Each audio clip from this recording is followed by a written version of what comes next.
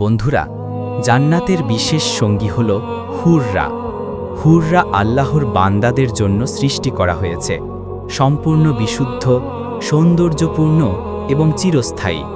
হুররা শুধু সুন্দরী নয়, তারা জান্নাতের শান্তি ও আনন্দের প্রতীক। তাদের সঙ্গে আখিরাতে বসে মানুষ চিরকাল সুখে ভরে থাকবে, কোনো কষ্ট, দুঃখ বা দুশ্চিন্তা থাকবে না।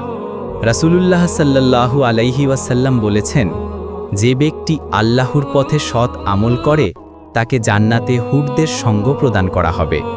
তুমি কল্পনা করো, ফুলের বাগান, ঝর্ণার শব্দ, স্বর্গীয় আলো আর হুরদের কোমল উপস্থিতি। শুধু সৌন্দর্য নয়, তারা সেই চিরস্থায়ী আনন্দের অংশ যা মানুষকে আল্লাহর সন্তুষ্টি ও জান্নাতের সুখে ভরে রাখে। বন্ধুরা, আমাদের লক্ষ্য হওয়া উচিত নামাজ, রোজা, সদকা, মানুষের উপকার এবং নেক আমল করা। কারণ এই নেক আমল আমাদের জান্নাতের সুখ, হুরদের সঙ্গ এবং চিরস্থায়ী শান্তি প্রদান করবে। একটা সাবস্ক্রাইব চাই বন্ধুরা।